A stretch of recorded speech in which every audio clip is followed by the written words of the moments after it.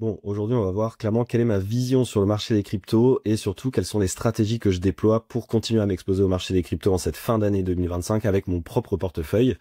C'est une vidéo qui va être un petit peu longue parce que j'ai plein de choses à vous raconter. Il faut que je pose toutes les bases, que je vous explique pourquoi est-ce que je mets en place ces stratégies, comment je les mets en place, quels sont les outils que j'utilise. Il y en a certains qui sont un petit peu compliqués à comprendre, donc il faut que je vous les explique. Le but, ça va être de faire une vidéo de base pour vraiment que vous ayez toutes les informations en main pour tout comprendre et que je puisse faire après d'autres vidéos pour mettre à jour ces stratégies. D'ailleurs, n'hésitez pas à me le dire dans les commentaires si vous avez envie que je fasse ce genre de série de vidéos à l'avenir. Mais si j'ai envie de les faire, il faut qu'il y en ait au moins une qui explique tout et ça va être le but de cette vidéo. C'est pour ça qu'elle va être un petit peu longue.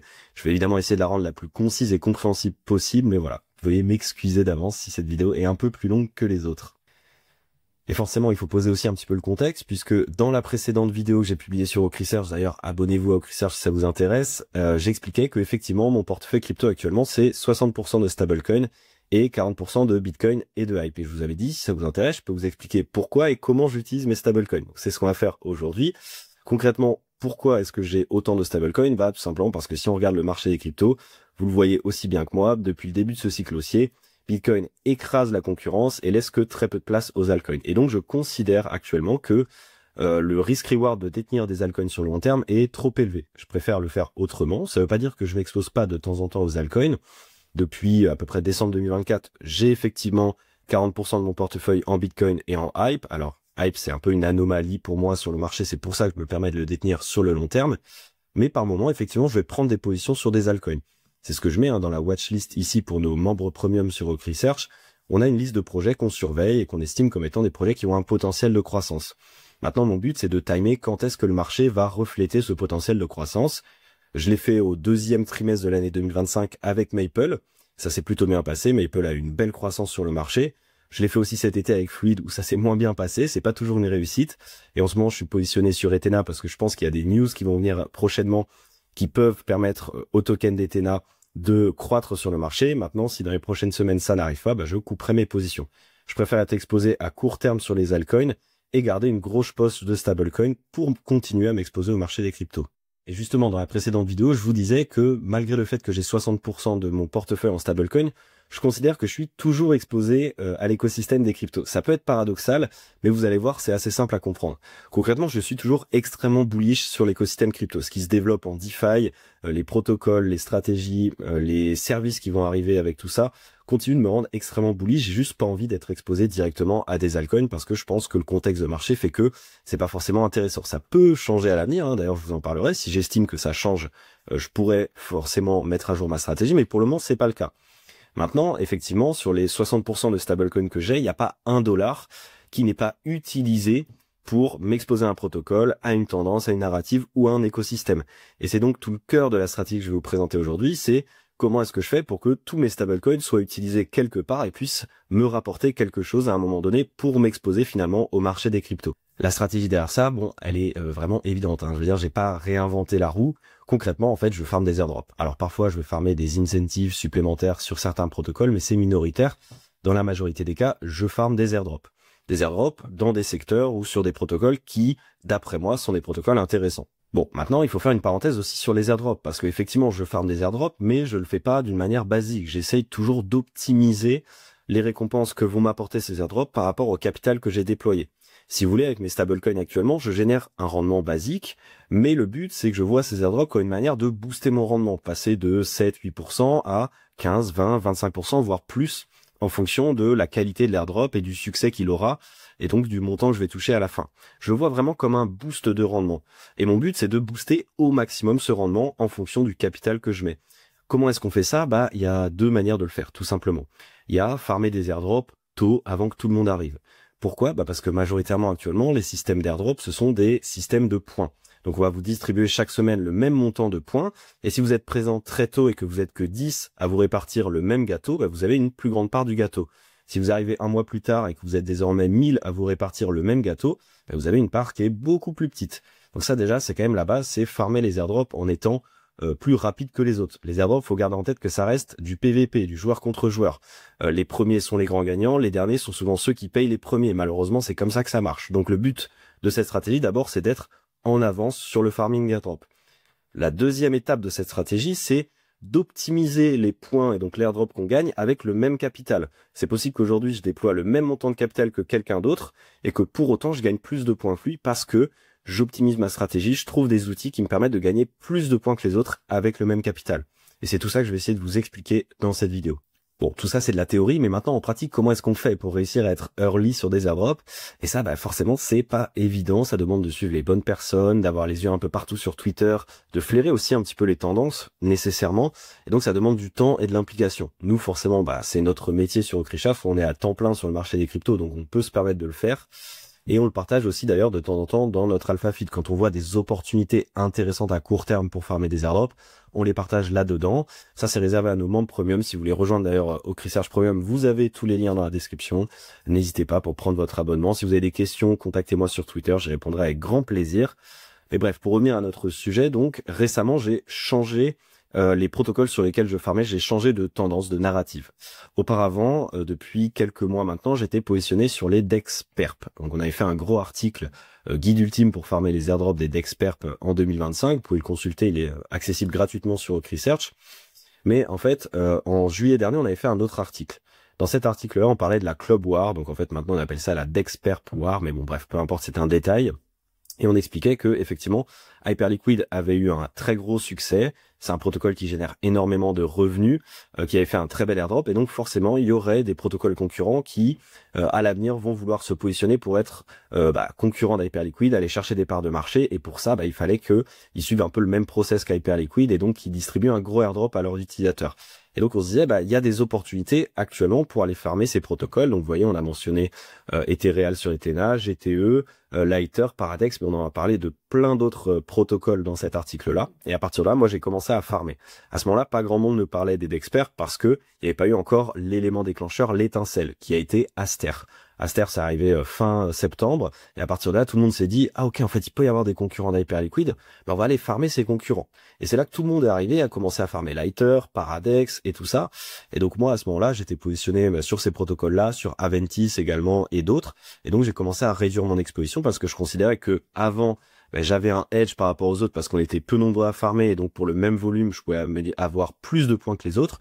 Alors que là, aujourd'hui, il commençait à y avoir beaucoup de gens, beaucoup de volume, et donc je gagnais beaucoup moins de points qu'il y a quelques mois. Donc c'est pour ça que j'ai décidé d'arrêter un petit peu de farmer les DEXperp et de passer à autre chose. Alors donc maintenant, quelle est cette nouvelle narrative sur laquelle je me suis positionné? Malheureusement, on n'a pas encore publié l'article dans lequel on en parle, donc je vais pas pouvoir l'utiliser pour cette vidéo. Je vais le faire à l'oral, ça va quand même être à peu près compréhensible, je pense. Mais l'idée, c'est la narrative des néobanques crypto. Pour la comprendre, il faut qu'on pose quelques bases ensemble. Vous le savez, le secteur des stablecoins, c'est clairement le secteur le plus en tendance actuellement dans les cryptos. C'est par là que entre tous les acteurs de la finance traditionnelle vers le monde de la finance décentralisée, ils viennent ici pour déposer leur stablecoin sans être exposés au marché et pour générer du rendement. C'est vraiment le secteur en tendance, clairement. Et puis à côté de ça, on a un secteur de la finance décentralisée qui est vraiment en train de se professionnaliser, d'arriver à un haut niveau de maturité. On n'est plus dans l'adolescence de 2021, ça y est, on a passé une certaine étape. On a des très gros protocoles comme Aave et d'autres qui gèrent des dizaines de milliards de dollars. On a atteint un vrai niveau de maturité en DeFi. On a toutes les briques qui sont en place pour proposer des vrais services intéressants pour générer du yield sur ces actifs et notamment sur ces stablecoins. Et justement, et donc ce sont les projets dont on va parler aujourd'hui, il y a une nouvelle vague de projets qui arrivent, qui n'ont pas encore de nom, qui ne rentrent pas encore dans des catégories. Moi, je les appelle les on-chain yield managers, donc les gestionnaires de yield on-chain. Et en fait, ces projets-là, ces protocoles-là, leur but, c'est de dire, on va prendre vos stablecoins et on va les placer en DeFi à votre place pour générer du rendement. Évidemment, ça reste toujours non-custodial, c'est vous qui gardez vos assets dans votre wallet. Eux, ils vont juste les déployer dans différentes stratégies. Mais le truc, c'est qu'en fait, aujourd'hui, si vous voulez générer du yield intéressant sur vos actifs en DeFi, vous allez devoir les déposer sur Aave, faire des boucles d'emprunt, aller les déposer dans des pools de liquidités, etc. C'est un peu compliqué. Ces protocoles, ils disent, vous inquiétez pas, vous déposez chez nous dans un vault et nous, on fait les stratégies à votre place et on vous distribue le rendement. Évidemment, ils prennent un pourcentage, c'est comme ça qu'ils génèrent leurs revenus. Et donc, cette nouvelle vague de protocoles qui arrive, ça fait quelques semaines, quelques mois qui sont en train de se mettre en place. Et pour moi, c'est ces protocoles-là que je farm parce que j'estime qu'ils sont très intéressants. Et quel est le lien avec la tendance des néobanques crypto? Eh bien concrètement, c'est que on commence à avoir ce terme qui apparaît un petit peu sur Twitter. On a des projets qui commencent à parler de ça. On a Plasma avec Plasma One qui doit être son application de néobanque crypto. On a Mental de Bybit avec UR. On a un peu d'autres projets. Et cette idée des néobanques crypto, c'est qu'en fait, il y a quelques années, on a des néobanques qui sont allés un peu bousculer le monde des banques traditionnelles. Bien désormais, on a potentiellement des néobanques crypto qui vont aller bousculer les néobanques. En fait, on est capable d'avoir un compte bancaire adossé à des stablecoins, à des cryptos et d'avoir une carte pour payer en stablecoin dans la vie de tous les jours. Ça, on sait que c'est possible.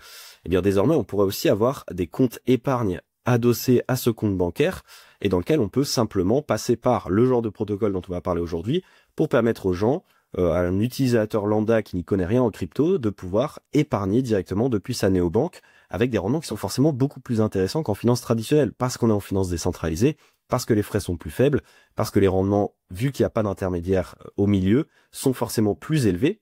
Et donc, on pourrait avoir effectivement des néobanques qui arrivent et qui disent, nous, on a des comptes épargne beaucoup plus intéressants que ce que vous avez ailleurs, et on peut toujours vous permettre de payer avec vos stablecoins comme avant, avec du cashback sur votre carte bancaire, etc. Alors forcément, c'est encore une tendance qui est très jeune. Je vous évoquais quelques projets comme Plasma, par exemple, ou comme Bybit avec Mental et leur technologie UR. Il y a quelques acteurs qui se positionnent. Il y a aussi AAV, d'ailleurs, on en parlait dans l'Alpha Feed récemment. AAV a racheté, il y a quelques jours, Stable Finance, qui était une application mobile qui proposait à des utilisateurs lambda de déposer de l'argent pour générer du rendement adossé à la finance décentralisée sans qu'ils aient à comprendre ce qui se passait derrière. AAV a racheté ça, et moi je me dis, clairement, AAV veut s'attaquer à un nouveau marché qu'ils n'ont pas touché jusqu'ici, le grand public, et potentiellement proposer une application de néobanque crypto, c'est-à-dire en fait, ils peuvent avoir un compte épargne adossé à AAV sans qu'ils aient encore une fois à comprendre ce qu'il y a derrière. Et après, ils peuvent dépenser leur stablecoin pour payer dans la vie de tous les jours. Pourquoi pas envisager AAV se positionner là-dessus. Et si AAV, effectivement, derrière révèle que c'est leur ambition, on peut s'imaginer que ça peut lancer une grosse tendance autour des néobanques crypto. En tout cas, je pense que quand les acteurs comme Plasma ou comme Mantle ou comme potentiellement AAV vont annoncer ça, on va avoir une grosse tendance autour de ces acteurs des néobanques crypto. On commence à en entendre parler, mais il n'y a pas encore eu l'élément déclencheur, l'étincelle comme avait été Aster avec les Dexperts. On n'a pas encore l'étincelle qui fait que tout le monde s'y intéresse et tout le monde a envie de s'y exposer. C'est pour ça donc que je considère qu'il y a encore un intérêt pour aller déposer ces stablecoins dans les protocoles qui permettraient à ces néobanques crypto d'exister. Et c'est ce que je vais vous montrer donc dans la suite de cette vidéo. Bon, maintenant que les bases sont posées, on peut encore avancer un petit peu dans la vidéo et je vais vous parler des protocoles sur lesquels j'ai déployé mes stablecoins et que j'utilise justement pour farmer la tendance dont je suis en train de vous parler actuellement. Sachez que tous ces protocoles fonctionnent quasiment de la même manière, donc je vais pas rentrer dans le détail de chacun, je vais expliquer globalement comment ils marchent. On va regarder un petit peu les petites particularités de chacun lorsqu'on va faire la stratégie justement pour farmer les airdrops. Mais voilà, concrètement en fait ce sont des protocoles sur lesquels vous allez déposer des stablecoins. Ces stablecoins vont être utilisés dans des stratégies DeFi pour générer du yield et vous allez pouvoir percevoir ce yield. Et en parallèle, vous allez percevoir des points sur le protocole qui seront convertis lorsque ce protocole lancera son token en un airdrop qui va donc booster le yield que vous allez gagner en déposant vos stablecoins. Grosso modo, c'est ça l'idée. Le premier dont je voulais vous parler, c'est CapMoney. CapMoney, c'est donc un de ces protocoles-là qui est actuellement déployé sur Ethereum et qui devrait migrer vers MegaETH lorsque le mainnet de MegaETH sera live. MegaETH, c'est une layer d'Ethereum dont vous avez déjà entendu parler, je pense, notamment ces derniers jours avec leur ICO qui a fait beaucoup de bruit. Le token devrait être lancé en janvier 2026 et donc le mainnet en janvier 2026 également. Ce qui fait qu'en farmant CapMoney, vous farmez cette tendance dont je vous parle, mais vous farmez aussi l'écosystème MegaETH, ce qui reste intéressant parce que moi, personnellement, je suis bullish sur MegaETH, donc finalement, je vais faire un peu d'une pierre deux coups. Concrètement, en fait, CapMoney, ce que vous allez faire, c'est que vous allez déposer des USDC. Ces USDC vont être convertis en CUSD. Le CUSD, en fait, c'est une preuve de dépôt de votre stablecoin. D'ailleurs, si vous voulez vous exposer au rendement généré par les stratégies de CapMoney, il faut staker vos CUSD en STCUSD, donc du staked CUSD, tout simplement. Et là, vous allez donc générer 7,78% de rendement annualisé. Voilà concrètement comment ça marche. Pendant tout ce temps, vous gagnez des points également. C'est pas plus compliqué que ça. Et c'est la même chose pour tous les autres protocoles. Strata, c'est un protocole qui est déployé en surcouche d'Ethena. Le but, c'est d'utiliser l'USDE pour générer encore plus de rendement dessus. Alors, vraisemblablement, il devrait se déployer sur la blockchain d'Ethena qui arrive prochainement, en théorie, qui s'appelle Converge, qui est une blockchain qui, comme son nom l'indique, veut faire converger finance traditionnelle, finance décentralisée. De ce que j'ai compris, Ethena a ralenti un petit peu le développement de cette blockchain. On n'est même pas sûr qu'elle voit le jour à terme, mais bon, Strata en tout cas est développé actuellement sur Ethereum si je ne dis pas de bêtises. Ça n'empêche pas que le protocole continue d'exister, puisque leur but c'est tout simplement de leverage l'USDE pour générer plus de yield dessus. Ça reste très intéressant, l'USDE étant un des stablecoins avec la plus grande croissance ces derniers temps en DeFi, donc ça reste intéressant. Et eux, c'est pareil, ils ont deux stratégies. La stratégie senior qui vous permet de générer 4% sur vos USDE qui est un peu moins risquée. La stratégie junior, alors là je pense qu'il y a un bug d'affichage, parce qu'on est plutôt à 13%. C'est la stratégie plus risquée, mais donc forcément plus volatile. Et donc vous avez deux tokens, vous posez vos USDE, vous pouvez récupérer du SR-USDE ou du JR-USDE. Voilà, c'est encore une fois très simple. Terminal Finance, c'est exactement pareil. Je vais vous montrer un petit peu à quoi ça ressemble. En fait, c'est également sur Ethena, c'est également avec l'USDE, mais je crois que, si je ne dis pas de bêtises, eux, ils font aussi la même chose avec ETH et avec BTC. Donc vous pouvez déposer de l'USDE, de l'ETH ou du BTC, et vous recevez du TUSDE, TETH ou TBTC, et vous générez du yield dessus et également des points sur la plateforme. Le protocole suivant, c'est Almanac. Encore une fois, c'est vraiment exactement la même chose. Vous avez posé de l'USDC sur Ethereum, vous allez avoir du ALUSD qui va vous générer 13% de rendement. Alors sachant que là, ils considèrent dedans les points que vous allez accumuler et l'airdrop que vous allez avoir à la fin. C'est pas forcément très précis. Je pense d'ailleurs même que leur chiffre est complètement faux parce que ça dépend de qui est-ce qui dépose, combien est-ce qui dépose, etc. Mais ça reste intéressant parce que ça fait écho à ce que je vous disais tout à l'heure. Je considère que l'airdrop dans ce genre de cadre-là du protocole n'est qu'un boost du rendement que je vais générer sur mes stablecoins. Pour certains protocoles, j'estime que ça va me booster de l'ordre de 15, 20, 25%. Bon, eux estiment que c'est 8%, je sais pas comment ils font leurs calculs, mais bref, fermons la parenthèse. Almanac, c'est pareil que les autres. Et le dernier, c'est USD AI. Alors, en l'occurrence, lui, je ne le farme pas, mais je vous en parle parce que celui-là, je le farme dans l'autre sens. C'est-à-dire que je farme ceux qui farment l'airdrop. Je vous en parlerai tout à l'heure si j'ai le temps, vous allez voir. Mais voilà, ça aussi, c'est un des plus gros protocoles. Vous en avez peut-être déjà entendu parler. Le truc, c'est qu'en fait, pour farmer cet airdrop-là, vous avez aucune certitude d'avoir un airdrop à la fin. Pourquoi? C'est qu'en fait, ils vont faire une médiane entre tous les utilisateurs. Si vous êtes en dessous, tous vos points n'auront aucune valeur. Si vous êtes au-dessus, vous allez vous partager l'airdrop avec tous ceux qui sont au-dessus. Donc je considère que c'est pas intéressant, il y a trop de risques, donc je ne l'utilise pas. Bref, maintenant on va revenir sur Cap parce que ça va être le protocole que je vais utiliser pour vous présenter en fait mes stratégies. Et concrètement, alors cette stratégie elle est très simple. Vous connectez votre wallet, vous déposez du stablecoin, vous prenez du CUSD ou du STCUSD et vous accumulez des points et c'est la fin. Voilà, fin de stratégie, c'est terminé, fin de vidéo. Alors évidemment, vous en doutez, c'est plus compliqué que ça. C'est comme je vous disais tout à l'heure, quand je farme des airdrops, ma première étape c'est d'être early sur des airdrops, ça c'est fait. La deuxième étape, c'est de maximiser mon utilisation de capital. Essayer d'avec le même capital que mon voisin, de gagner beaucoup plus de points que lui. Donc forcément, vous en doutez, je vais pas juste déposer des stablecoins sur ce protocole, générer mon rendement et générer mes points, je vais essayer d'aller un petit peu plus loin. Et donc c'est là qu'on va introduire un outil que j'utilise, qui est un outil qui est un peu complexe à comprendre, qui s'appelle Pendle. Ça c'est l'onglet pour afficher les points sur Cap. Et vous voyez qu'en fait, effectivement, vous gagnez des points en détenant des stablecoins sur Cap, mais vous voyez qu'il y a aussi une manière de booster encore plus vos points avec des YTCUSD, LPCUSD. Vous vous dites, qu'est-ce que c'est que ce truc? Tout ça, ce sont des outils qu'on peut utiliser sur Pendle. Donc je vais devoir vous présenter Pendle parce que personnellement, je l'utilise énormément pour farm mes airdrops et notamment pour utiliser mes stablecoins. Bref, on va revenir sur cet article qu'on a fait sur Pendle. Je vous mettrai le lien dans la description. Je vous invite vraiment à lire cet article. Il est super long, mais il est super bien expliqué.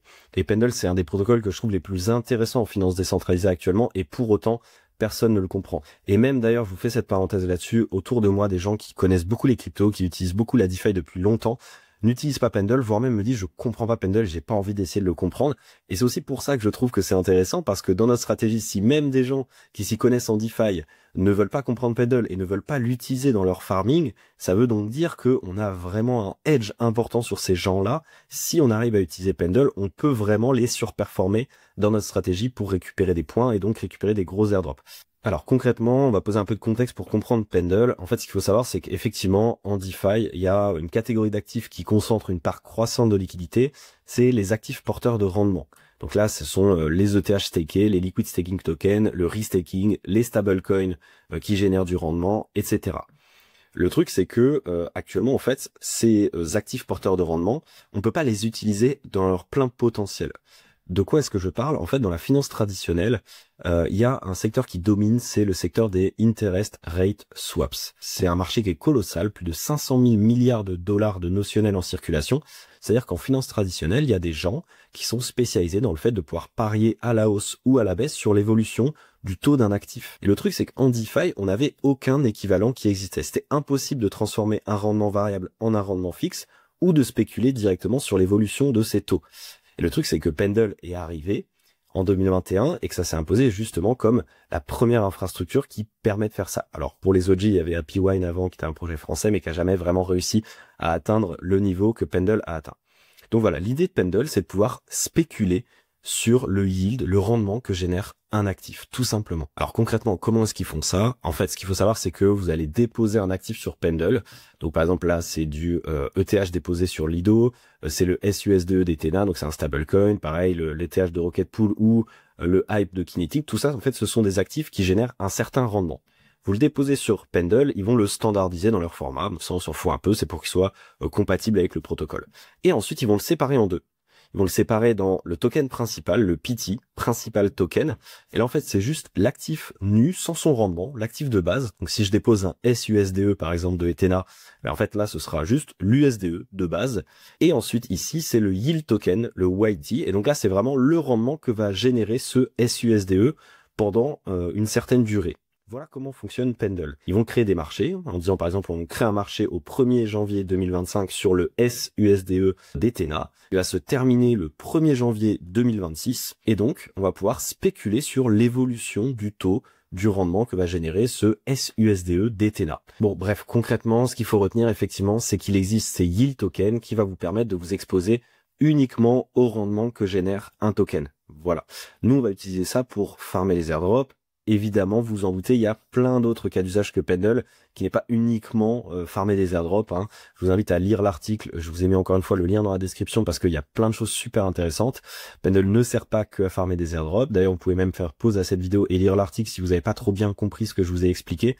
Ça va être nécessaire quand même de comprendre à peu près le fonctionnement de Pendle.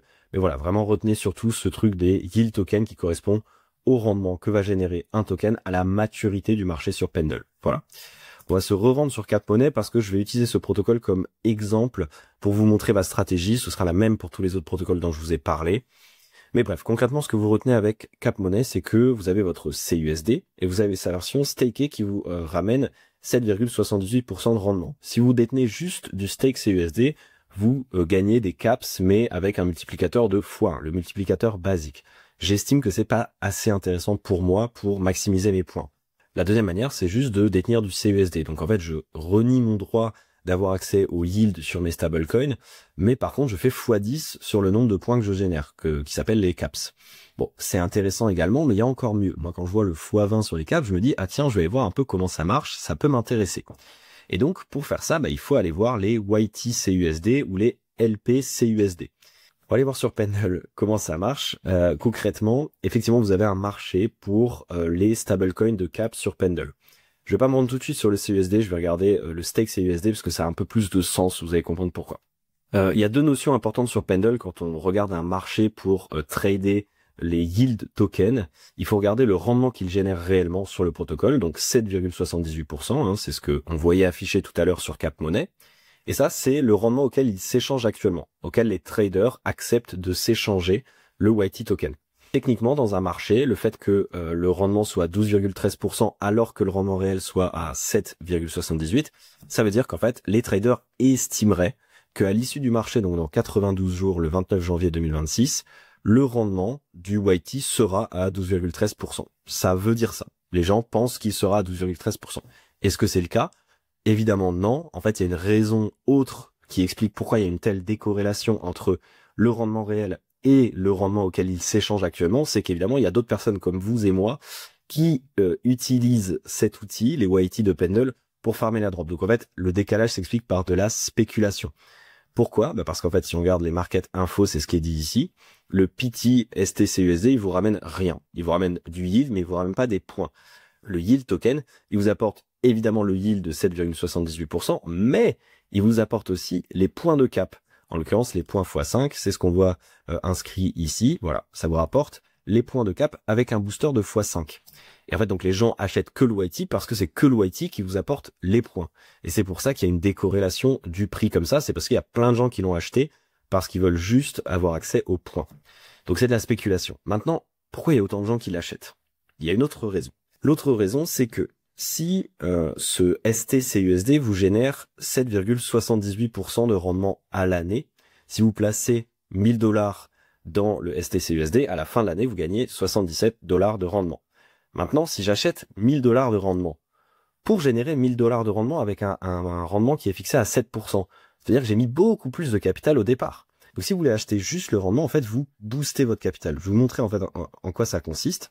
Imaginons donc que j'achète 1000 $ de STCUSD. On me dit que la taille de mon portefeuille, c'est 35 168 $.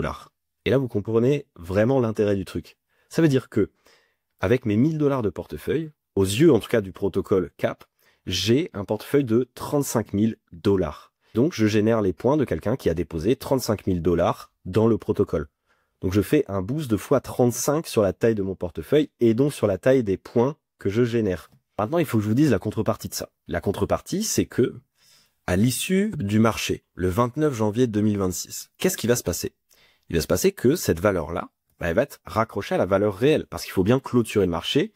Autrement dit, si vous voulez pas voir ça en pourcentage, vous pouvez le voir en dollars. C'est comme si vous achetiez actuellement un token qui vaut 12 $ sur le marché, mais sa valeur réelle le 29 janvier 2026, elle sera de 7,78 $. Quand ça va se matcher, on va dire, eh bien, en gros, vous allez perdre peut-être 35-40% de la valeur de ce que vous détenez sur le protocole. Bon, j'espère que c'est très très clair ce que je vous ai expliqué. J'espère en tout cas que j'ai réussi à le rendre compréhensible, mais si je devais résumer, voilà, vous pouvez directement sur Pendle, acheter un YT token qui représente le yield que va générer les stablecoins de CapMoney ou des autres protocoles dont je vous parlais et qui va vous donner les points associés.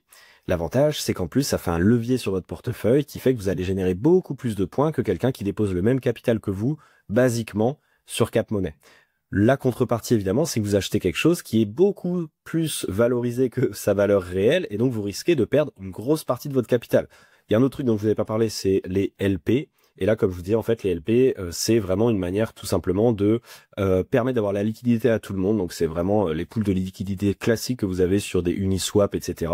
Vous déposez le token dedans, c'est transformé pour être placé dans le pool et vous générez un rendement qui peut atteindre 11,86%.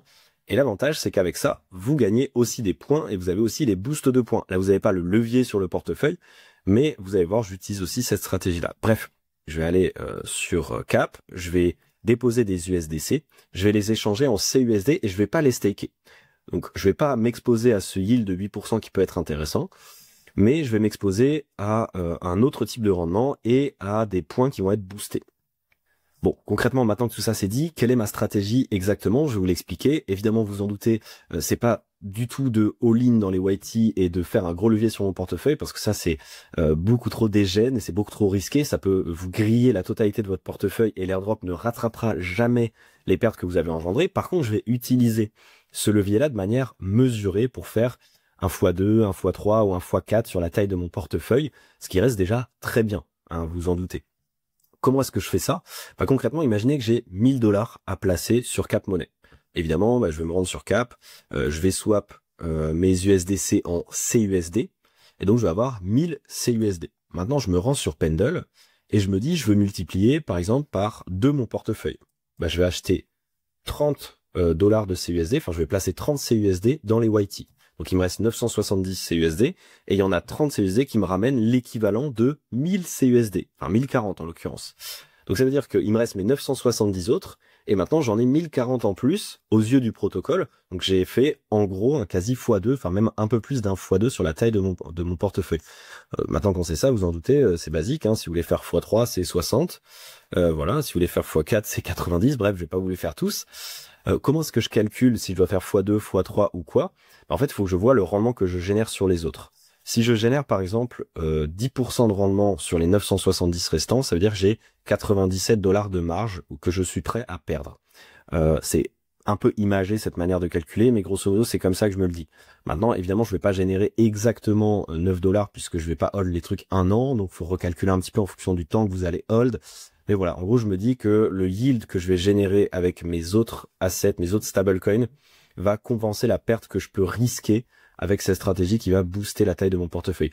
Sachant que, évidemment, je suis pas débile, je sais que le 29 janvier, ça va tomber à zéro, je vais pas attendre le 29 janvier pour revendre. Je vais attendre 1 semaine, 2 semaines, 3 semaines en fonction de l'évolution du protocole, et d'ici là, je vais revendre. Et c'est aussi pour ça que je voulais faire d'autres vidéos avec vous, c'est que si en urgence j'ai décidé de vendre une partie parce que je considère que c'est trop risqué de continuer à détenir, j'aimerais bien pouvoir vous en parler, parce que la stratégie que je vous propose est quand même un petit peu risquée. Bref, voilà, concrètement, si vous devez retenir quelque chose sur la stratégie, c'est que je vais mettre la majorité de mon portefeuille dans les LP, parce que ça va me générer du rendement et un x20 sur mes points, donc qui est finalement le booster maximum que je vais avoir sur le protocole, et je vais prendre une petite partie de mon portefeuille de base, et je vais aller le mettre dans les YT pour essayer d'avoir un levier sur mon portefeuille. Et alors ce levier, ça peut être x2, x3, x5, peut-être plus en fonction du côté dégène que vous avez.